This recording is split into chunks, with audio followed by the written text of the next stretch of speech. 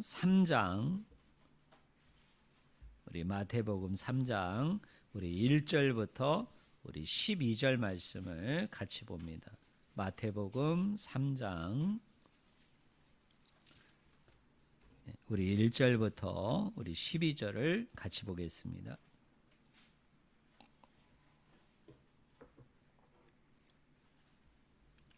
제가 가지고 있는 성경책은 신약성경 3쪽입니다.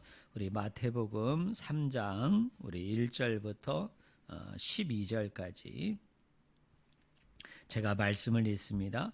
그때 세례 요한이 이르러 유대 광야에서 전파하여 말하되 회개하라 천국이 가까이 왔느니라 하였으니 그는 선지자 이사야를 통하여 말씀하신 자라. 일러스되 광야에 외치는 자의 소리가 있어 이르되 너희는 주의 길을 준비하라 그가 오실 길을 곧게 하라 하였느니라. 이 요한은 낙타털 옷을 입고 허리에 가죽띠를 띠고 음식은 메뚜기와 석청이었더라. 이때 예루살렘과 온 유대와 요단강 사방에서 다 그에게 나와 자기들의 죄를 자복하고 요단강에서 그에게 세례를 받더니 요한이 많은 바리새인들과 사두개인들이 세례 베푸는 대로 옳은 것을 보고 이르되 독사의 자식들아 누가 너희를 가르쳐 임박한 진노를 피하라 하더냐. 그러므로 회개에 합당한 열매를 맺고 속으로 아브라함이 우리 조상이라고 생각하지 말라. 내가 너희에게 이르노니 하나님이 능히 이 돌들로도 아브라함의 자손이 되게 하시리라. 이미 도끼가 나무 뿌리에 놓였으니 좋은 열매를 맺지 아니하는 나무마다 찍혀 불에 던져지리라. 나는 너희로 회개하게 하기 위하여 물로 세례를 베풀거니와 내 뒤에 오시는 이는 나보다 능력이 많으시니 나는 그의 신을 들기도 감당하지 못하겠노라. 그는 성령과 불로 너희에게 세례를 베푸실 것이요 손에 키를 들고 자기의 타작마당을 정하게 하사 알곡은 모아 곡간에 들이고 쭉정이는 꺼지지 않는 불에 태우시리라. 아멘. 자, 오늘 읽은 본문 말씀을 가지고 세례가 주는 의미라는 제목으로 같이 하나님의 말씀을 우리가 나누기를 원합니다. 여러분 3장 1절에 보니까 이렇게 시작합니다. 그때 세례 요한이 이르러. 자, 여러분 누가 등장하고 있습니까? 세례 요한이 등장합니다. 근데 비슷한 표현이 여러분 13절에도 이렇게 이어지죠. 자, 3장 1절에서는 그때에 이렇게 얘기했는데 13절에서는 뭐라고 얘기했습니까? 이때에 라고 얘기합니다. 이때에 누가? 예수께서 갈릴리로부터 요단강에 이르러. 이 마태복음을 기록한 마태는 이런 작은 표현들을 통해서 세례 요한과 예수님이 다르지 않다. 세례 요한과 예수님은 아주 깊은 관계가 있다. 깊은 관련성이 있다라는 부분들을 우리가 이 마태복음의 초반부에 보면 이곳저곳에서 계속 여러분 강조를 합니다. 몇 가지를 우리가 살펴보기를 원하는데요. 여러분 3장 2절에 보니까 세례 요한이 유대 광야에서 자기를 찾아오는 사람들에게 세례를 베풀기 전에 뭐라고 선포합니까? 우리 2절 말씀 한번 같이 읽어볼까요? 같이 읽겠습니다. 회개하라 천국이 가까이 왔느니라. 회개하라 천국이 가까이 왔다. 여기 가까이 왔다라는 말이 헬라어로 엔기조입니다. 엔기조. 근데 이 엔기조라는 말이 이 부분에서는 완료형으로 쓰입니다. 이게 완료 시제가 영어하고 헬라어하고 조금 차이가 있어요. 헬라어에서 완료 시제는 이런 거예요. 과거에서 시작된 어떤 동작이 있어요. 근데 그게 오늘까지 현재까지 계속 이어지는 거예요. 계속 이어져 오고 있는 거예요. 그래서 요거를 완료 시제로 번역을 하면 이렇게 번역을 해야 돼요. 우리 한번 따라해 보실래요? 이미 와 있다. 네. 어떻게 돼 있다고요? 이미 와 있다는 거예요. 이미 와 있다. 그러니까 회개하라. 천국이 가까이 왔다. 아직 안 왔다. 아직 오려면 시간이 있다, 이렇게 우리 개역 성경은 그런 느낌으로 번역을 했는데, 원래는 세례 요한이 그렇게 선포한 게 아니에요. 하나님의 나라가 이미 왔다. 이미 하나님의 나라가 너희 가운데, 우리 가운데 와 있다, 이렇게 얘기합니다. 근데 이와 똑같은 말을 우리 예수님께서도 하셔요. 우리가 찾아서 읽지는 않겠습니다만 마태복음 4장 17절에 보니까 우리 예수님도 똑같은 말을 하세요. 회개하라, 천국이 이미 와 있다. 이미 와 있다, 이 말씀을 하세요. 그 다음에 또 하나의 비교는 뭐냐면, 여러분 오늘 7절을 보세요. 자, 세례 요한이 세례받으러 오는 많은 사람들 중에 많은 바리새인과 사두개인이 있었던 것 같아요. 근데 그 바리새인과 사두개인을 향해서 세례 요한이 엄청나게 호통을 칩니다. 뭐라고 호통을 칩니까? 그 중간에 보니까 심한 말을 하죠. 무슨 말을 해요? 독사의 자식들아, 이렇게 얘기해요. 그런데 우리 예수님도요, 마태복음 12장 34절을 보니까 바리새인들을 향해서 우리 예수님도 똑같은 말을 하세요. 뭐라고 이야기하느냐면 독사의 자식들아 라고 마태는 기록을 합니다. 그리고 오늘 1절부터 12절 전체의 말씀을 보면 세례 요한은 요단강가에서 자기를 나오는 사람들에게 뭐를 베풀죠? 세례를 베풉니다. 세례를 줍니다. 자, 저를 보세요. 이 세례 요한이 이렇게 세례를 베풀고 세례를 주는 것은 당시 유대적인 배경에서 보면은 특이한 거였어요. 어떤 의미에서 세례 요한이 이렇게 하는 게 최초입니다. 이렇게 하는 게 세례 요한이 처음이에요. 당시에 에세네파가 있었고, 그 에세네파라는 그 파 안에 쿰란이라는 공동체가 있었는데, 그 유대 문헌을 찾아보니까 이 쿰란 공동체에서도 이 세례를 라는 말이 거기에 언급이 돼요. 기록이 돼요. 그러니까 아마 에세네파 쿰란 공동체도 아마 세례를 베풀었던 것 같아요. 그러니까 이 세례는 세례 요한하고 예수님만 행한 게 아니고 이미 유대 사회 안에 유대인들 사이에서 많지는 않지만 소수의 그런 무리들이 속한 공동체 안에서 이게 세례가 행해지고 있었어요. 그런데 이 사람들이 주는 세례가 어떤 세례냐면 셀프 세례예요. 여러분, 셀프 세례가 뭘까요? 자기가 자기에게 세례를 줍니다. 자기가 자기에게. 그런데 세례 요한이 주는 세례는 자기가 자기에게 주는 셀프 세례가 아니라 무슨 세례예요? 세례 요한이 찾아오는 사람들에게 세례를 베풀죠. 그죠? 세례를 줍니다. 이렇게 셀프 세례가 아니고 세례를 주는 사람이 있고 세례를 받는 사람이 있어서 이렇게 세례를 베푸는 것은 여러분 세례 요한이 최초예요. 세례 요한이 여러분 처음으로 하는 거예요. 그런데 이거를 그대로 이어받아서 우리가 읽지는 않았습니다만 3장 13절부터 17절에 보니까 우리 예수님도 세례 요한에게 뭐를 받죠? 세례를 받아요. 그런데 세례 요한의 말 중에 이런 말이 있어요. 여러분 11절을 보세요. 제가 읽습니다. 나는 너희에게 회개하기 위하여 물로 세례를 베풀거니와 내 뒤에 오시는 이는 나보다 능력이 많으시니 나는 그의 신을 들기도 감당하지 못하겠노라. 같이 읽을까요? 그는 성령과 불로 너희에게 세례를 베푸실 것이요 라고 얘기해요. 그러니까 세례 요한도 세례를 베푸는 자예요. 세례를 주는 자예요. 그런데 뭘로 베풉니까? 물로 하죠. 그런데 우리 예수님도 세례를 주고 세례를 베푸는데 우리 예수님은 뭘로 세례를 준다고 얘기했어요? 거기 보니까 성령과 불로 세례를 준다. 그러니까 마태라는 기자는 마태복음 초반부에서 기록을 하면서 이 성경에 있는 독자로 하여금 여기에 집중하기를 원하는 거예요. 그게 뭐냐면 세례 요한의 사역과 예수님의 사역은 아주 긴밀한 연관이 있다. 아주 긴밀한 관계성이 있다라는 것을 노골적으로 강조하고 드러내게 하기 위해서 이런 수사 기법을 통해서 이런 표현들을 통해서 이렇게 두 분을 끈끈하게 연결하고 있다라는 것을 우리가 생각을 해야 돼요. 그리고 이걸 착안을 해서 우리가 오늘 본문 말씀을 한번 이렇게 쭉 같이 살펴보기를 원합니다. 여러분, 세례가 가지고 있는 기본적인 의미가 뭘까요? 여러분 다 세례 받으셨잖아요. 여러분,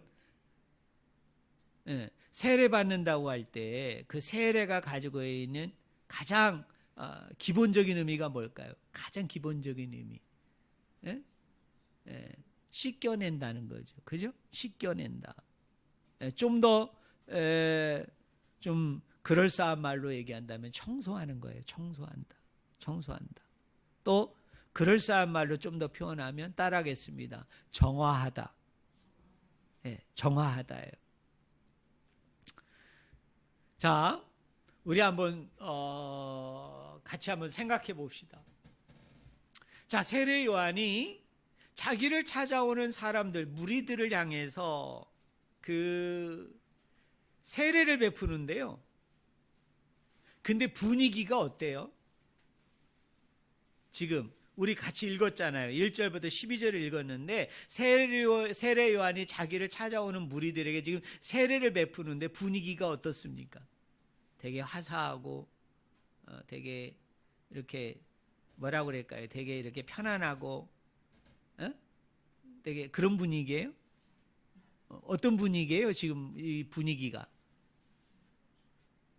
되게 험상궂죠. 되게 험상궂어요.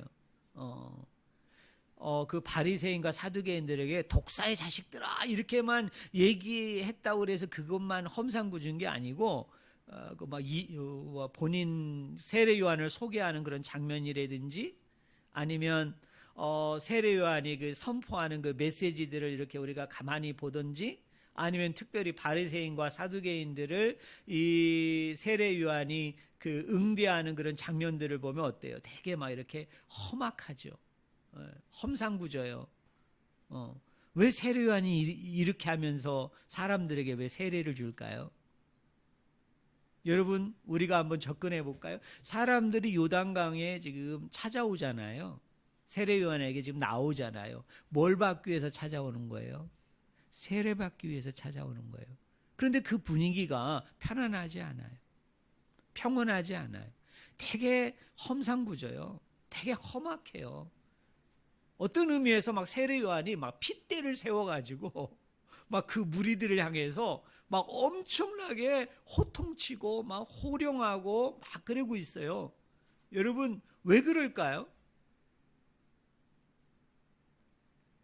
이 세례가 가지고 있는 의미 때문에 그런 거예요. 이 세례가 가지고 있는 의미는 뭐냐면 아까 제가 얘기한 대로 기본적인 건 그거예요. 씻어내다, 청소하다, 정화시키다. 그런데 여러분, 곰곰이 우리가 생각해 보자고요. 자, 씻어낸다, 청소하다, 정화하다 라는 이 말은 구원의 메시지에 가까워요? 심판의 메시지에 가까워요? 네? 물론 여러분 생각에는 씻어내니까 그건 구원이지. 깨끗게 하는 건 그건 구원이지. 정화시키니까 그건 구원이지 라고 얘기하면서 여러분이 구원을 머릿속에 딱 떠올렸을지는 모르는데 사실은 구원의 이미지보다는 뭐에 가까울까요?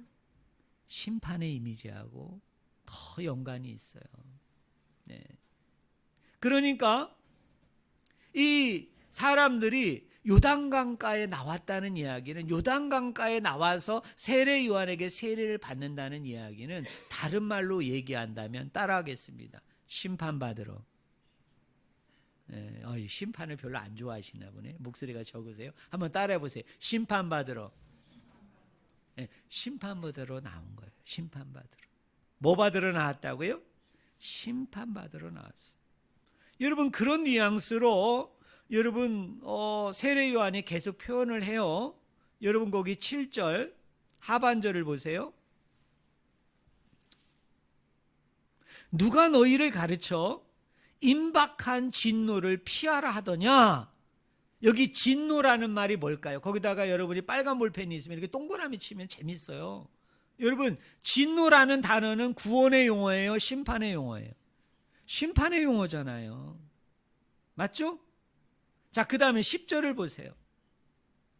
이미 도끼가 나무 뿌리에 놓였으니 좋은 열매를 맺지 아니하는 나무마다 찍혀 불에 던져지리라. 자, 도끼가 놓였다, 찍힌다, 불에 넣을 것이다. 아니, 불에 넣으리라. 이거 무슨 메시지예요? 심판의 메시지죠. 그러니까 세례 요한은 자기를 찾아오고 있는 무리를 향해서 뭐라고 얘기하느냐 하면, 너희들이 이 요단강가에 나온 것은, 그리고 이 요단강가에 나와서 나를 통해서 너희가 세례받고자 하는 것은 뭐 받기 위해서 나왔다는 얘기예요. 심판의 이미지로 얘기하는 거예요. 심판받기 위해서 나왔다. 맞죠? 그리고 11절과 12절에는 세례 요한이 뭐라고 얘기하느냐? 나도 세례를 주고 나도 세례를 베푸는 자이지만 내 뒤에 오시는 이는 나보다 더 강하신 이인데 그분도 너희들에게 세례를 줄 거라는 거예요. 그 세례가 무슨 세례예요?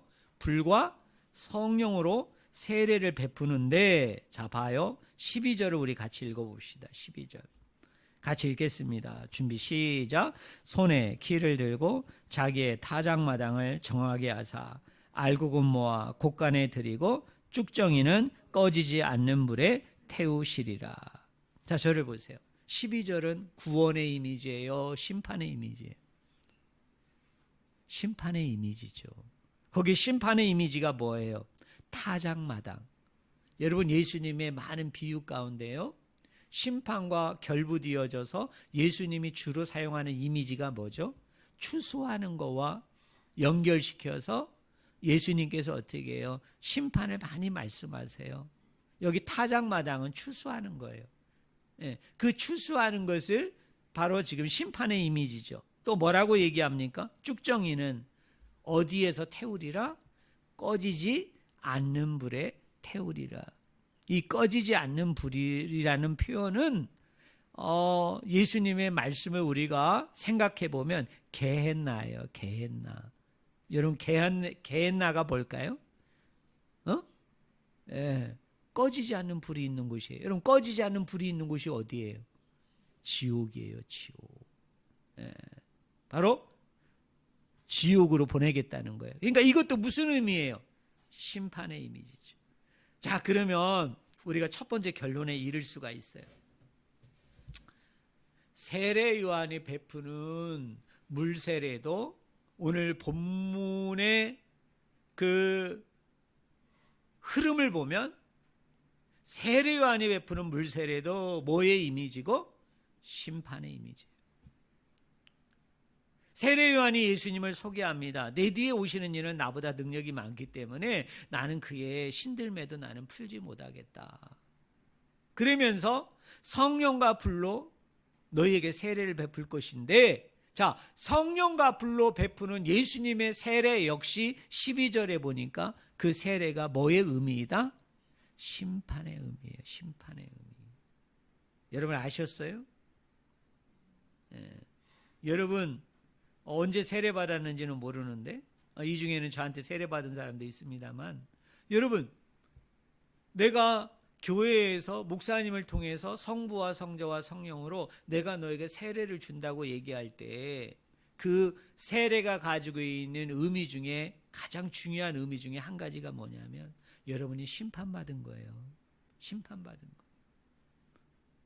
여러분, 지금 세례 요한이 그 얘기를 하잖아요. 너희가 요단강에 나온 것은, 이 요단강에 나와서 나에게 세례를 받는 것은 심판이다. 내 뒤에 오시는 이 예수 그리스도가 너희에게 성령과 불로 세례를 줄 것인데, 성령과 불로 세례를 준다는 것도 뭐의 이미지다? 심판의 이미지다. 심판의 의미다라는 이야기예요. 자, 그러면 이거를 좀 더 약간 깊이 들어가 봅시다. 자, 우리가 구약 성경을 보면요, 자, 이스라엘 백성이 출애굽을 하면서 두 개의 강을 건너요. 그죠? 두 개의 바다를 건너요. 자, 첫 번째 첫 번째 강 바다는 뭐죠? 홍해죠. 그 다음에 두 번째 강 바다는 뭐죠? 요단강을 건너요. 요단강을. 자, 여러분, 이스라엘 백성이 홍해를 건넜다는 것은 무슨 의미일까요? 사도 바울이 고린도전서에서 설명을 해줘요. 이스라엘 백성이 홍해를 건넌 것은 세례이다라고 얘기해요. 세례이다. 그런데 사도 바울이요, 이 사건을 언급하면서 그 세례가 뭐와 관련이 있다고 얘기하죠? 장사된 것으로 설명해요. 여러분, 장사됐다는 게 뭘까요? 예? 아니, 저 시장에 가서 여러분 그 물건 그 교환하는 그 장사가 아니에요. 예, 뭐예요? 장례예요, 장례. 장례를 치렀다. 예? 장사되어졌다. 다른 말로 얘기하면 물속에 들어가서 죽었다가 다시 너희들이 건짐을 받음을 통해서 모한 사건으로 다시 살아난 사건으로 이야기하잖아요. 그럼 우리 생각해 봅시다. 홍해를 건넌 것은 구원의 사건이지만 또 뭐의 사건이기도 해요? 심판이죠. 물속에 들어가서 죽었다는 건 심판이에요. 그리고 그 물속에서 건져냈다, 건짐을 받았다는 얘기는 뭐예요? 구원의 사건이에요. 그래서 여러분, 구원은 따라하겠습니다. 심판에서 구원으로. 여러분 오해하지 말아요. 구원에서 심판으로는 없어요. 왜 그럴까요? 우리 하나님은 신실하신 아버지 하나님이기 때문에 한 번 구원받은 영혼은 나의 죄와 불순종과 연약함과 나아감이 없이 그 구원이 어떻습니까? 영원해요. 물론 상급이 다르죠. 또 부끄러운 구원을 받을 자도 있어요. 그렇지만 한 번 구원받은 자는 어떻습니까? 신실하신 아버지의 그 언약 때문에, 신실하신 그 아버지의 긍휼과 자비와 은혜와 사랑 때문에 그 구원은 계속 이루어져요. 그래서 구원에서 심판으로 가는 건 없어요. 여러분 믿으십니까? 그게 성경의 진리예요. 성경의 말씀이에요. 우리 성도님들에게 한번 물어보겠습니다. 여러분 구원 받으셨습니까? 여러분 그 구원이 여러분 잃어버리지 아니하고 소멸되지 아니하고 끝까지 마지막까지 여러분 구원으로 이어질 줄로 여러분 믿으십니까? 여러분 믿으셔야 돼요. 그런데요, 구원은 어디로부터 나오느냐? 심판으로부터 나와요. 심판으로부터. 여러분 우리 노아의 홍수 사건 한번 생각해 볼까요? 자, 노아 시대의 사람들을 하나님이 뭘로 심판하셨어요? 물로 심판하셨죠. 그리고 나서 방주를 통해서 노아와 그의 가족을 어떻게 합니까? 구원으로 이끄시죠. 물의 심판을 통해서 구원으로 나오는 거예요. 여러분 홍해도 마찬가지예요. 자, 이스라엘 백성이 홍해를 건넜다는 이야기는 그 물속으로 들어가는 거예요. 장사되어진 거예요. 죽은 거예요. 심판이에요. 근데 그 심판을 통해서 어디로 가게 되어져요? 구원에 이르게 되는 거예요. 심판으로부터 심판을 뚫고 나오는 게 뭐예요? 그게 구원이에요. 우리의 구원은 다 이와 같다는 것을 저는 우리 성도님들이 믿기를 주의 이름으로 축원을 드립니다. 자, 그럼 요단강을 건넌 거를 우리가 생각을 해보자고요. 여러분, 요단강을 이스라엘 백성이 건넜다는 의미는 무슨 의미일까요? 어떤 의미에서 홍해는 죄에 대한 심판이에요. 불의함에 대한 심판이에요. 오염되어진 것들에 대한 심판이에요. 그래서 그들을 정결케 하고 그들을 깨끗게 하고 그들을 정화시키는 거예요. 그러면 요단강을 건넌 건 무슨 의미일까요? 요단강을 건넌 건 무슨 의미일까요? 그거를 오늘 본문에서 찾아야 돼요. 구약에서 찾을 수도 있지만, 자, 우리 한번 생각해 봅시다. 세례 요한이요? 세례 요한이 지금 무슨 강에서 세례를 베풉니까? 요단강에서 세례를 베풀고 있는 거예요. 이게 아주 우리에게 던져주는 아주 영적인 깊은 의미가 있어요. 네. 다른 강이 아니에요. 다른 개천, 다른 하천이 아니에요. 다른 시냇가가 아니에요. 여러분, 제가 이스라엘 나라에 제가 성지순례를 갔다 왔습니다만 전 요단강도 가봤어요. 그런데 그 요단강 안에는 많은 지천들이 있어요. 많은 실개천들이 있다고요. 예? 많은 시냇가들이 있어요. 그 시냇가에 있는 물들이 막 이렇게 스미고 와가지고 나중에는 어떻게 되는 거예요? 그게 이제 강을 이루어가면서 어디로 가는 거예요? 갈릴리 호수로 가게 되어지는 거예요. 그래서 갈릴리 호수에 이렇게 물이 가득하게 되어지는 것인데요. 자, 우리 예수님께서 세례 요한에게 세례를 받으신 것도 요단강. 세례 요한이 자기를 찾아오는 사람들에게 물 세례를 베푸신 것도 뭐입니까? 요단강이에요. 그러면 이 요단강이 가지고 있는 의미가 뭐냐는 거예요. 이스라엘 백성이 홍해를 건너고 두 번째로 요단강을 건넜어요. 그리고 오늘 세례 요한도 예수님도 세례와 결부되어져서 지금 요단강가에 있는데 도대체 이스라엘 백성이 요단강을 건넜다라는 의미가 뭔지를 알아야 되는 거예요. 그걸 찾으려면 그 힌트가 어디에 있느냐? 바로 13절부터 17절에 나와요. 여러분, 성경 안 보셔도 돼요. 저를 보세요. 여러분, 예수님이 세례 요한에게 세례를 받으니까 어떤 일이 일어났어요? 우리 그래도 한번 읽어볼까요? 여러분 16절 한번 보세요. 16절 같이 읽겠습니다. 준비 시작. 예수께서 세례를 받으시고 곧 물에서 올라오실새 하늘이 열리고 하나님의 성령이 비둘기같이 내려 자기 위에 임하심을 보시더니. 세례 요한에게 예수님이 세례를 받았더니 어떤 일이 열렸어요? 하늘이 열렸어요.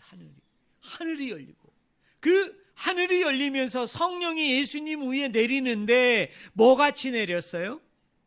비둘기같이 내렸다. 여기서 오해하지 말 것은 성령은 비둘기입니까?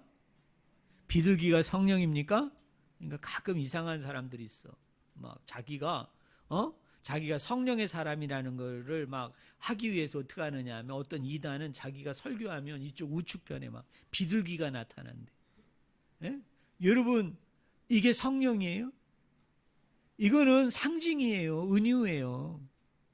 성령이 곧 비둘기는 아니에요. 비둘기가 곧 성령은 아니에요. 그럼 여러분 여기 길거리 다니다가 비둘기 보면 여러분 다 절을 해야지. 오, 성령님 이곳에 임재하셨습니까? 하면서 그 앞에 가서 예배하고 송축하고 높여야 되잖아요. 여러분, 절대 성령이 비둘기는 아니에요. 상징이에요. 은유예요. 그러면 왜 많은 상징 중에, 많은 은유 중에 왜 예수님 머리 위에 성령이 내렸는데 왜 비둘기 같은 모습으로 내렸을까요?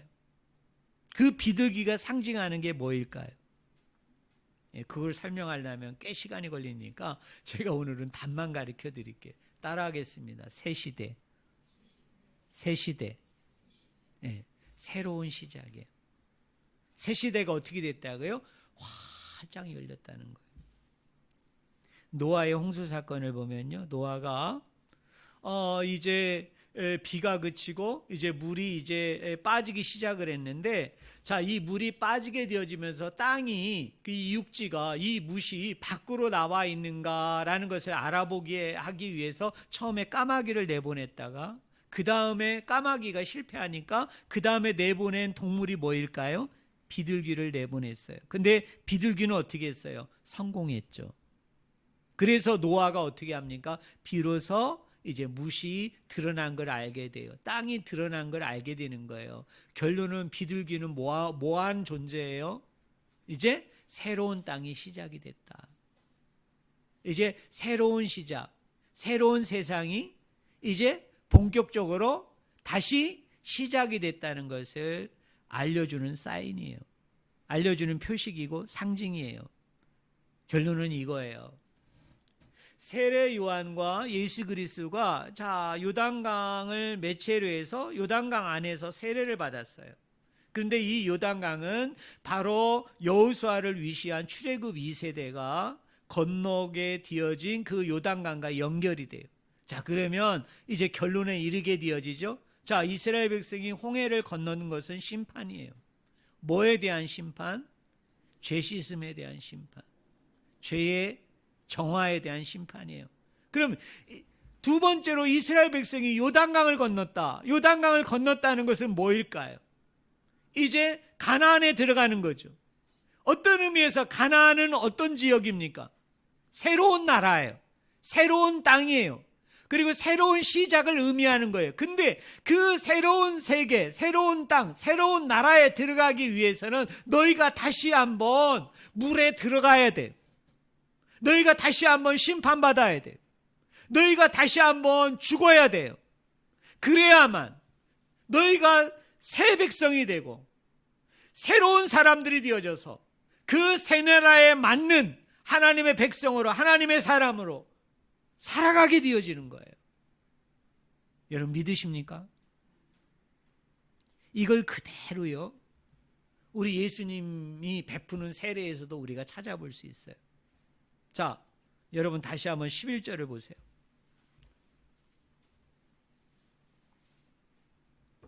우리 하반절 봅시다. 그는서부터 읽어봅시다. 같이 읽겠습니다. 그는 성령과 불로 너희에게 세례를 베푸실 것이요. 자, 저를 보세요. 예수님이 베푸는 세례는 두 가지 세례예요. 하나는 성령 세례, 하나는 불 세례예요. 자, 그러면 우리가 좀 더 깊이 들어가 봅시다.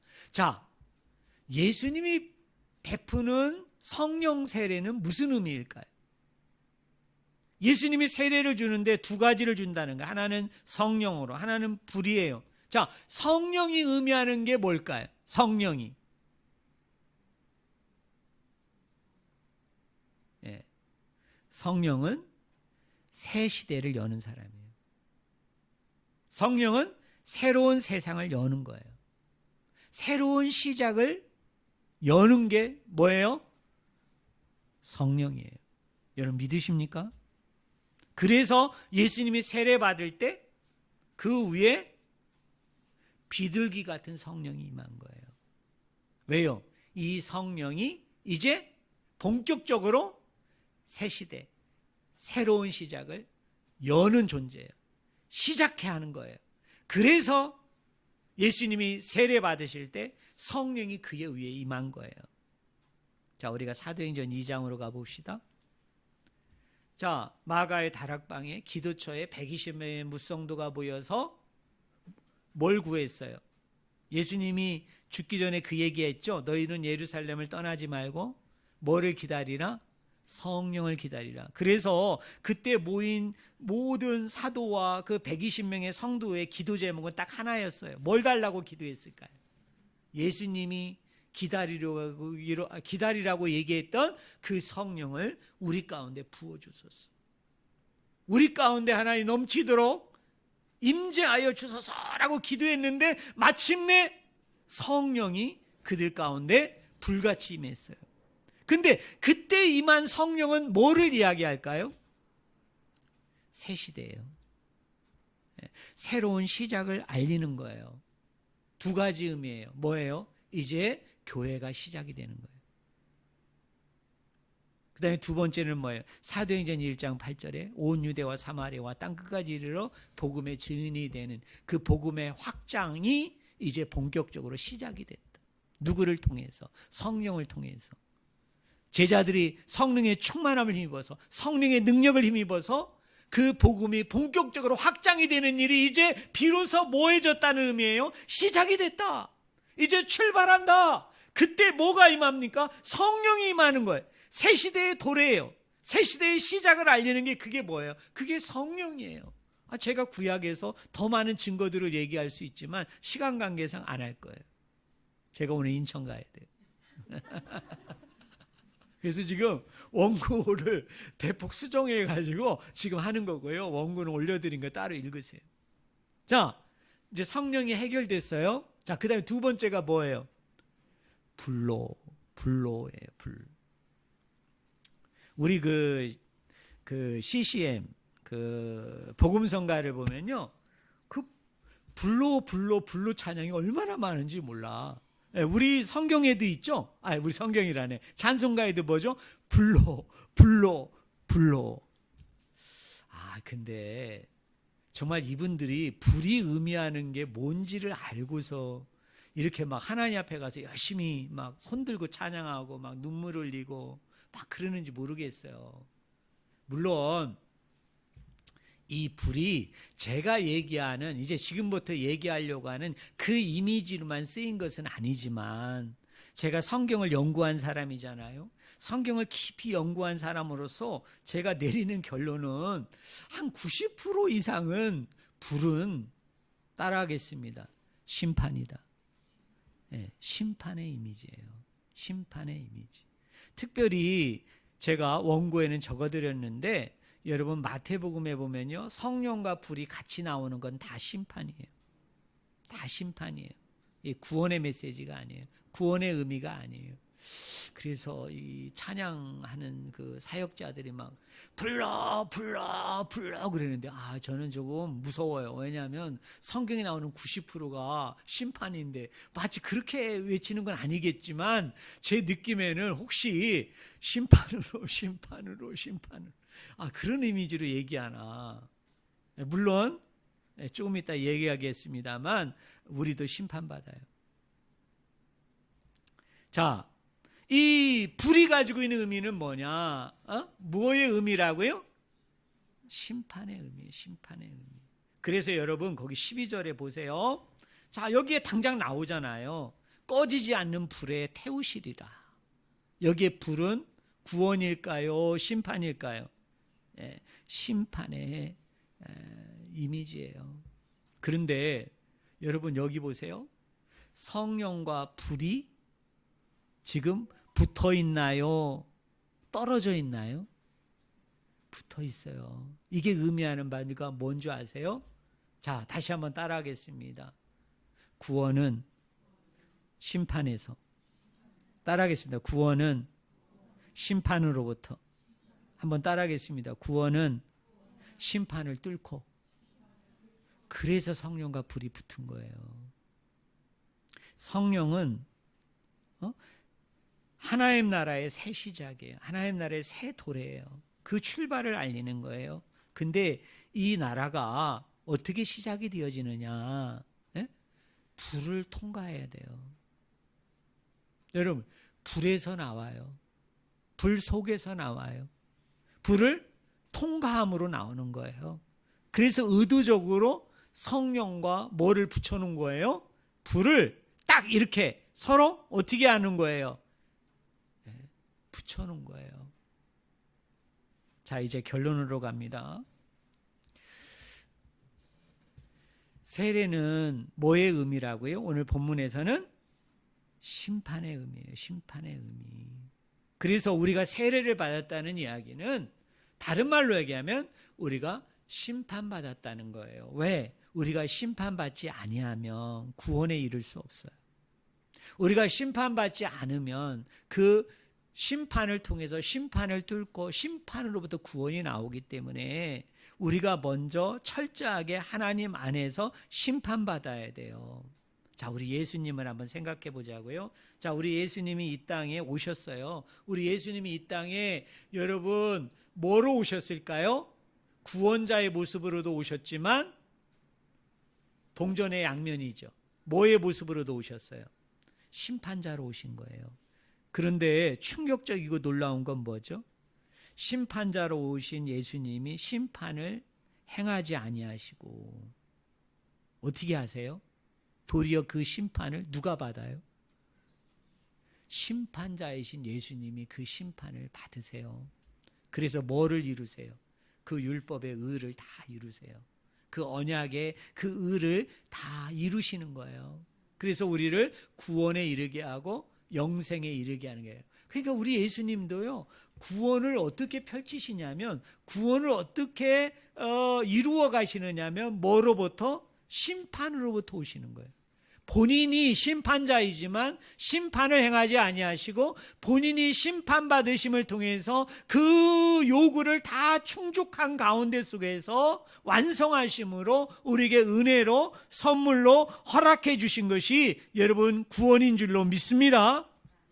그러니까 우리가 세례를 받는다는 것은 이제 결론적으로 이야기한다면 이런 거예요. 죄에 대해서, 불의함에 대해서, 불순종에 대해서 우리가 치료받는 것인데, 정화하는 것인데, 깨끗게 하는 것인데 이게 심판인 거예요.